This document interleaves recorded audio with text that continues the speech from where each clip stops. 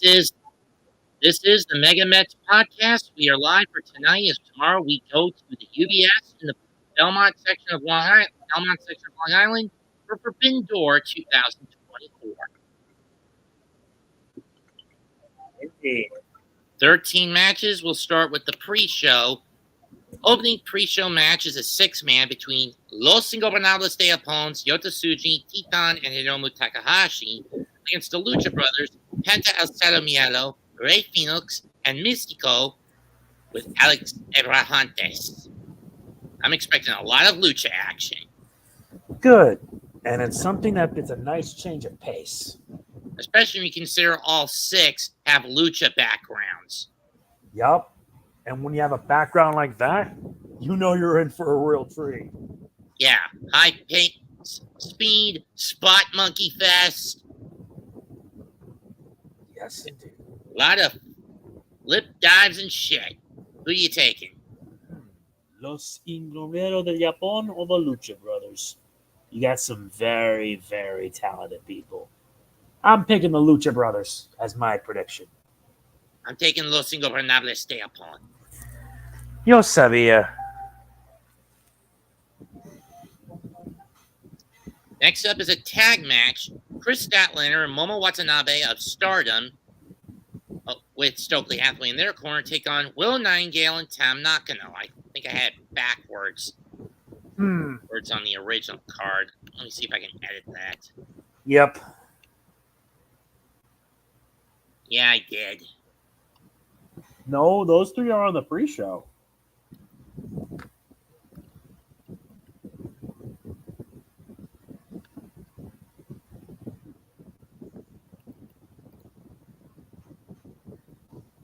Then again, I've been in a bit of a flux when you consider how much crap I've had to deal with the past 2 weeks. I see. Namely, my mom and I for the last 2 weeks, bouncing in and out of my dad's old house since we moved him to a nursing home to get it rented out. The trade-off has been I've either got a pulled muscle or a torn one in my right arm now. Yikes. Making it worse is that sometimes she's had to do it to me when I come back from work at Lowe's. Where having lifting is almost required a lot of the time. I see. Anyway, this all came about after Dynasty when Willow dropped the TBS title and Statlander and Stokley attacked her and ultimately joined the Don Callis family alongside Trent Beretta. You want this momentum to keep going? I'm giving this and it's also to build up for their Owen Hart women's tournament matchup. I'm going to give this to Statlander and Watanabe. Fair enough. So for this, I'm choosing Nightingale and Nakano. All right. Next up, Mariah May with Timeless Toni Storm, Luther, and Mina Shirakawa in the women's Owen Hart first round match takes on Saraya with Harley Cameron. Mm-hmm. We know in the women's title match, Mariah is caught in the middle no matter how she plays this out. And I think the dissension is going to screw her over. I'm taking Saraya. I'm probably going to take Saraya, more or less. Next up. Now with the pre-show down, let's get to the main goods. I'll let you handle this one. We have, oh my God, it is a fatal six-way ladder match for the AEW vacant TNT title. Konosuke Takashita, Mark Briscoe, Jack Perry, Dante Martin, Leo Rush, and El Phantasmo. 6 men, 1 belt, a 20-foot ladder is all you need. Mm-hmm. This all came about after Double or Nothing when Adam Copeland broke his leg in the barbed wire cage match against Malachi Black. Injuries are always the worst thing. Mm-hmm. It always and has. When you consider that both ELP and Konosuke Takeshita are in this year's G1 Climax and in the same block, do they really need the TNT title? Not really. No, not really at all. Mark Briscoe, the current Ring of Honor World Champion. Hashtag you deserve it, chicken. He did not deserve that. No, he did deserve it. Yeah, he did. He did deserve it. Is there any reason for him to be the TNT champion? Not really. Yeah, not really. Dante Martin and Leo Rush are there for Spot Fest, as is ELP. But this is a no-brainer. This is catered for Jack to win the title, so just give it to him. Yeah. Next up, the Learning Tree, Chris Jericho and Big Bill, team with Jeff Cobb, who was originally supposed to defend the NJPW World TV title, but he opted to scrap it. Alongside the Bad Apple, Brian Keith, take on Samoa Joe, Hook, and Shabbat. Can we end this damn feud? It's spinning wheels. Nobody wants Jericho in AEW anymore. Heck, he shouldn't even be the world champion, but then again, that belt should be retired regardless. Mm-hmm. Just give this to Joe, Hook, and Shabbat and be done with it. Yeah, more or less. AEW Women's Title. Mina Shirakawa challenges timeless Toni Storm. Mariah May will be in a neutral position, supporting both combatants. Mm-hmm. This is a tough one to pick off.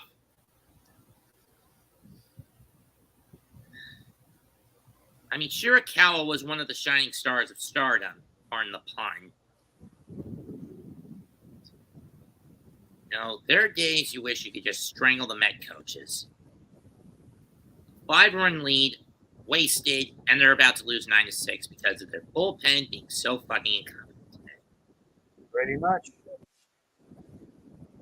I mean, granted, it's only their 7th loss in the last 25 games, but still, you know, there needs to be a team meeting, and Lindor needs to chew up and spit out the bullpen, and then strangle Jeremy Hefner to death for how incompetently the bullpen was managed in the last 2 innings. Yes, indeed. But then again, we also need to get rid of the C jerseys. You know how many times the Mets have won in those damn things? Just once. And it was, I think, 2 weeks ago against San Diego. That said,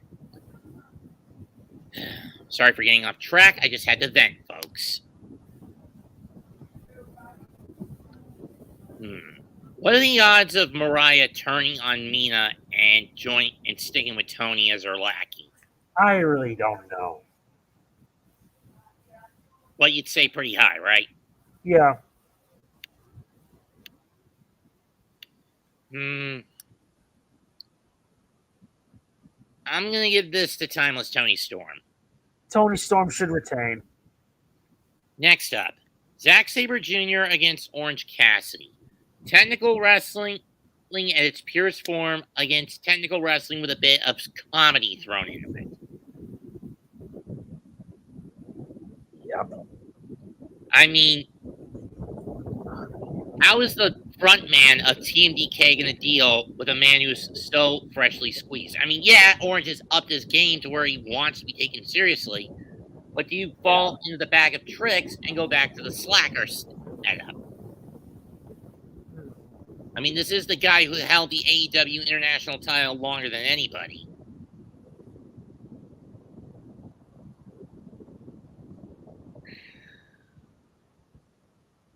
Who do you think takes it? Well, that's a tough one. Zack Sabre Jr. versus Orange Cassidy. It's going to be a fierce battle. I'm voting on Cassidy. I'll go Zach. Good idea. MJF versus Hechiseto. How do you pronounce this one? MJF versus Hechiseto. Hechiseto. Thank you. Go MJF.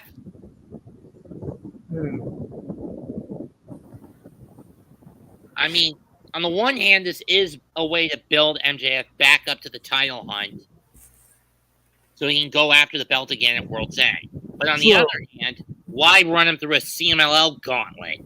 I don't know. I really don't know, to be honest. Especially when you know most of these CMLL guys are going to job to him. Uh-huh. So MJF wins. Yeah, pretty much. Next up, a rematch from Windy City Riot for the IWGP World Heavyweight Championship. John Moxley defends against Tetsuya Naito. In my view, there's been an obvious tell about who's winning this. Yeah. That being, Moxley is not among the G1 participants this year. So, on the one hand, you could say, yeah, he can win. Moxley would win so he can hold the title hostage for a little longer and then have either Naito or whoever wins the tournament take it off him at Wrestle Kingdom again. But on the other hand, and Naito feels like it's his duty to rescue the belt and cleanse it. So true. So who's more in the right? I mean, I called Windy City Riot. Yeah, and I was basically thrown for a loop when Naito dropped it to Moxley. I know. But now, as far as we know, Moxley is the first man to have held the WWE Championship, the AEW Championship, and the IWGP World Heavyweight Championship at different points in his career. That's nuts.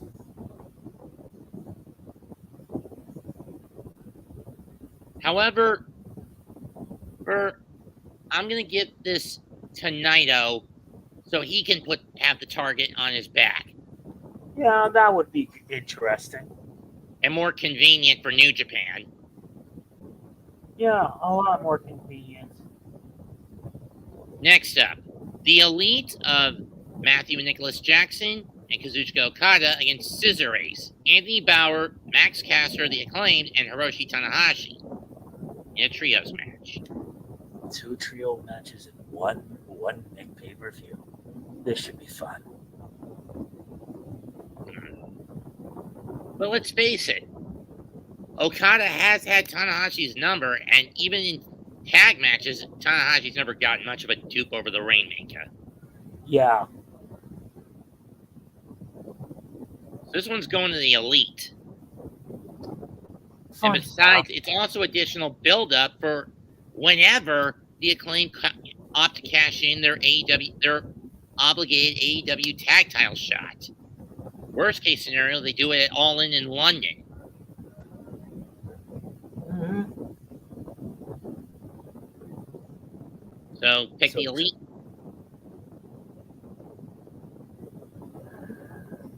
For this, the Elite versus Scissor Ace.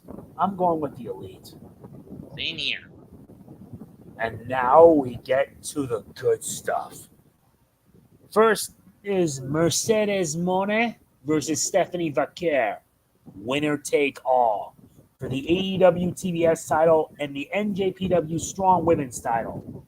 Mm-hmm. This is going to be such fun.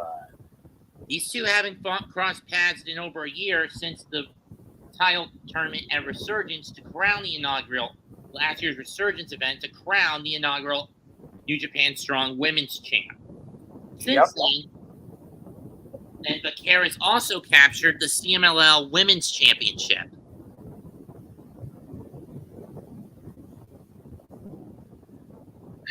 Monet wants a title that, in my view, she got gypped out of only because because in the final against Willow that year, she ended up suffering a very bad knee injury in the match. Heads Monet, tails Vaquer. Here we go. Flip it. Tails, I'm taking Vaquer. I'm taking Mercedes. Fair enough. Bryan Danielson against Shingo Takagi in the first round of the men's Owen Hart Cup. Ooh, this should be a fun one. They've only faced each other once back in 2008 when in Ring of Honor and Shingo was in Dragon Gate when Danielson was in the OG ROH, the good Ring of Honor. Yeah, now Because I'm gonna be blunt. Tony Khan doesn't know what the fuck he's doing with this, as he stagnates title reigns by giving people like Athena over 2 years with the women's title, for example, holding it hostage. yeah. And he can't have it within his fucking brain to find someone who can take it off her. If Delirious was running things, then yeah, he could find someone to knock Athena off her perch and make her look mortal. But Tony barely does a damn thing with Ring of Honor. That's what worries me. I mean, I get Kerry Silken was desperate because of COVID, but now that we know that COVID was basically a lie, he didn't have to go through any of what he had to do for 2 years before he sold the company. I know. In my opinion, I think Ring of Honor should just die. Should not have come back.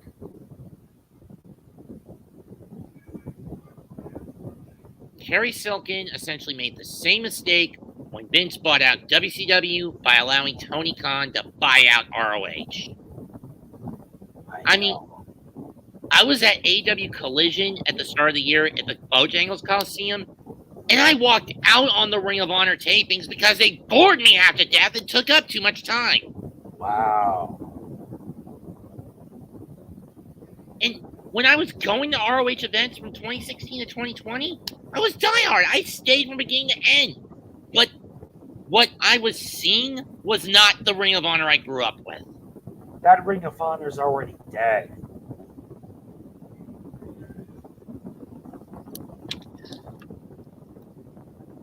Fuck you, Tony Khan, for ruining a portion of my early adulthood that I raveled in.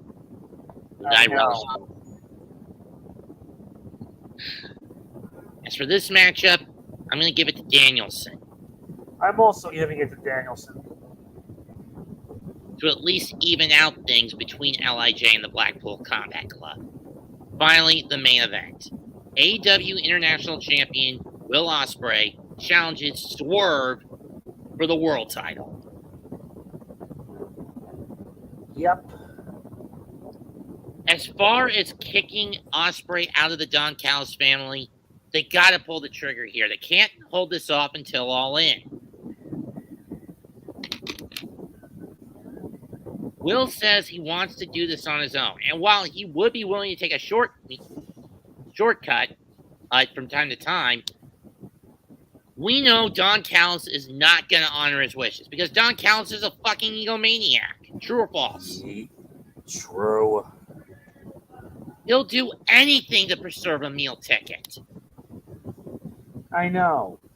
Where Nana, on the other hand, you know this is the first time he's actually managed a world champion in his 20-year career for Nana? I hear you. And keep in mind, this was a guy who ran the Embassy, one of the most mixed bag mid-card factions in ROH for almost 10 years. Had it stolen right out from under his nose by Robert D. Evans.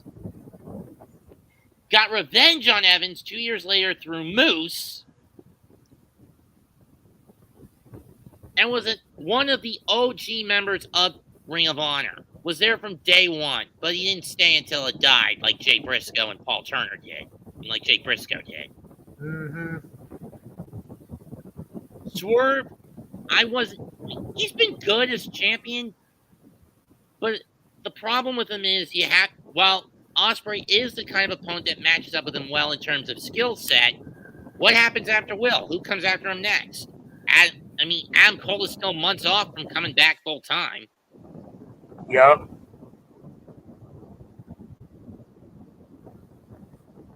What do you do in this situation?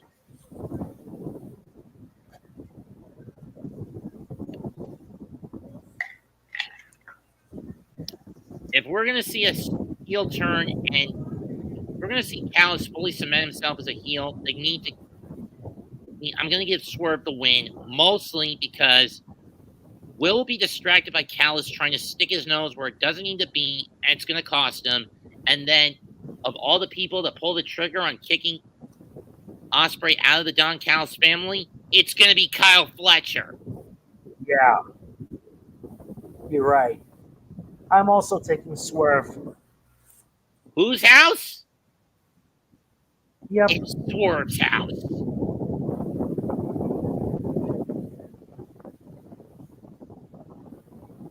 That's it for tonight. Be sure to catch us next week when we have the full G1 Climax table set up, and then we can make our picks.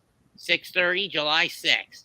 For those wondering why we're not doing it ahead of time, you wouldn't believe how they're deciding the final 2 men to get into the G1 this year. Yeah. A 12-man qualifier tournament.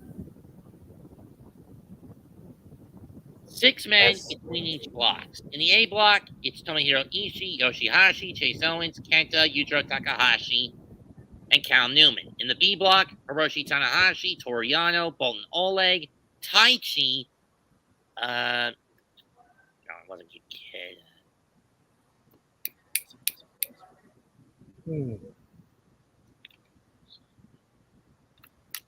Oh, TJP and Satoshi Kojima.